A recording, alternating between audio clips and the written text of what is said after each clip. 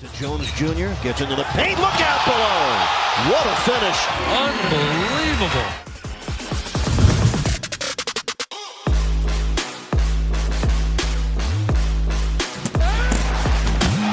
Derek, appreciate you coming on the show. No problem. How's everything going? Good.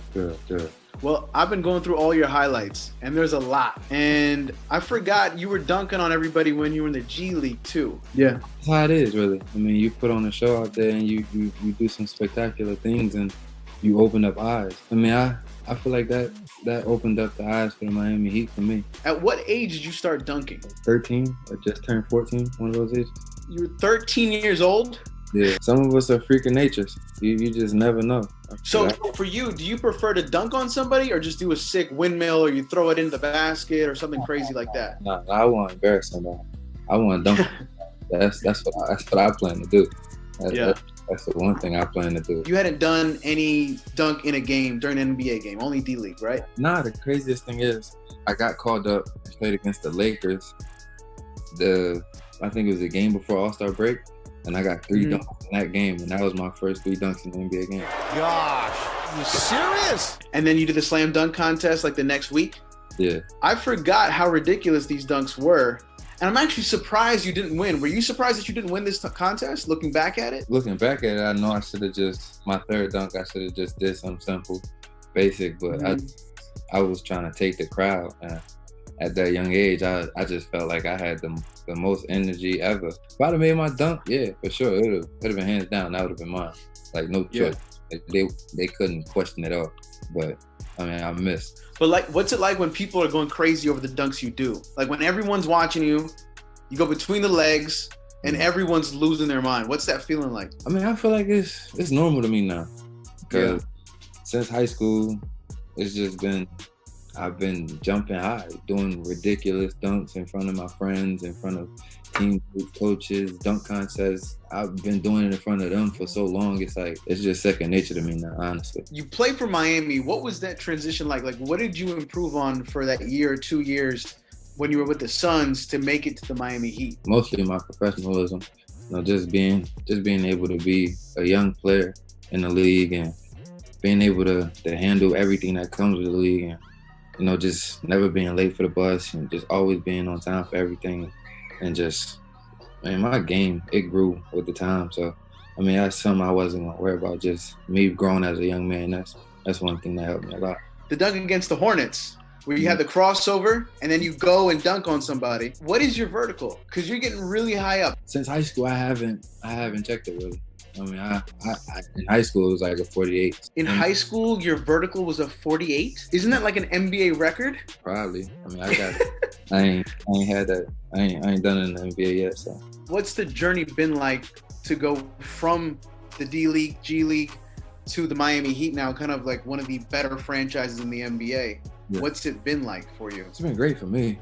I mean, ever since I got here, I've always had great vets and great guys in front of me and always beside me, just letting me know everything that I need to get done and always being there for me, like even if I need to talk to them about anything. Have you ever had coaches say, hey, when you're in transition, don't do like a 360 dunk, don't do anything too flashy, just do a normal dunk? I talked to Coach Poe last year about it. It was actually the game, our last game versus the Nets. And it was the last game for D Wade and everything. And I'm like, I told Spo, I'm like, I might windmill this game. And here, just make sure that we up. And we wasn't up. We were down by I think 8. And I actually tried to windmill on Jared Allen, so it didn't go well. Jones Jr. Oh my! If a window was open at Barclays, that ball be bouncing on the street right now. Brandon Ingram didn't seem happy when this one happened. I know you know that. I don't even have to line it up for you. What was your mentality on this one? With me, if you don't box out, and when the ball hit off that rim, you just gotta jump higher than him. If you don't, and on that ball, I'm putting it through, regardless. Yeah. If you could dunk on anybody in NBA history, who would it be? I just want to dunk on the tallest person, so that was my new goal. So you wouldn't prefer to dunk on like a guard? You always want to dunk on like a 7-footer. Yeah, dunking on guards, that ain't nothing to me. And I take off, they ain't got no chance. You gonna swipe Well, you ain't jumping with me. I think this is your best highlight. Is this your favorite highlight as well in the NBA? Walk me through this. Bam just throws it up and you just go for it?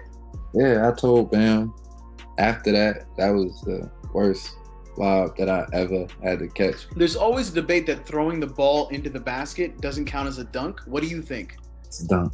Not a lot of human beings can do it, so it's a dunk. The dunk on Gobert, is this your personal favorite out of everyone you've dunked on? Some of my Mount Rushmore. Live action with John and Aaron. Derrick Jones Jr. with a ferocious finish. Another one that should be on your Mount Rushmore is the one on Jonas Valanciunas. It never gets old, right? Nah, never. Dragic for Jones Jr. hammered it down over the top of Jonas Valanciunas. And I want to say right off the bat, I think this is the best slam dunk contest in NBA history. What do you think? I feel like that one with Zach and Aaron Gordon, that was insane. Like I don't, that's different. Do you want to start with your best dunk first? How does it usually work? Like, what was your strategy going into it? I mean, as everybody knows, my birthday that day, so that bringing out the runway, everybody called me airplane mode, so it's the runway, and then having the cake brought out, me going out the candles, that was just one of those moments. I knew I was going to win over the crowd, and it was going to be special. The second dunk was a 50, which is good. You're happy with that score, right? Yeah, of course. Perfect. Just walk me through what your mentality is, what you're trying to do. At 360 between the legs, I've been doing that since sophomore year high school. Yeah, so I've been doing that since sophomore year in high school. That's like me going up there doing a two-hand dunk, honestly. Really? That's like basically a two-hand dunk. You see Zach LaVine, you see Dwight Howard. What are they saying to you? That's filthy. Well, now the third dunk was another 50, so you should feel good about that as well. I made sure, like 100%, that my third dunk was going down. Believe it or not, that third dunk was the same one I tried when I missed it my first time. Did you prepare for 4 dunks or 6 dunks? I prepared for 10. Oh, you had 10 dunks that you could have done? If you see me at the end, I told him I want to keep going. When he dunked over Taco, did you think they were going to keep going? I thought they was going to try to give him the same score as me so we can keep going. I had about 4 or 5 more dunks. But did you think it was over when you did this right here? Nah, because I knew Aaron Gordon always had something up his sleeve. So, I mean, I know he like me. You always got a sleeve. So I was always ready for whatever he had. Okay, but I do want to say, on the last dunk, you've given the judges a lot of credit. You've been very fair to them. This was a 48. You don't think this is a 48, right? The dunk is difficult.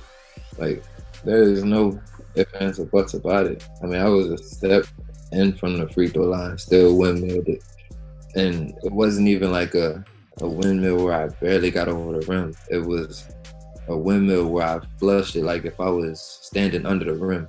Like, I could have stepped back. I could have jumped further back, which I tried to do. For you would dock points off because AG kind of, what'd you say, clipped his neck a little bit when you watch it back right here? Yeah, he kind of landed on his neck. As a dunker, you know when you jumping over somebody, you gotta clear him. I told them if he had cleared him, I'd have given him the trophy myself. But when he jumped over Taco and the building went crazy, I feel like it went super loud. All the guys went crazy. You weren't worried that, oh, I might have lost? I mean, I was worried about what they was gonna do. I never knew. You never, like you said, you never know what the judges are going to do. So it's like, yeah, that was my only worry. Just what are they going to do? Like, yeah, how are they going to handle this? Are you the best dunker in the NBA? Yeah. So who else is up there? Who's in the top 5 of dunkers in the NBA? Zach, Aaron Gordon, of course. Me, tough. I mean, it's a lot of athletes that haven't even been in the dunk contest yet. Like Terrence Ferguson, people who haven't even seen half the stuff that he can do. Like, he can, that windmill from the free throw line, me and him was the ones that started doing that in high school.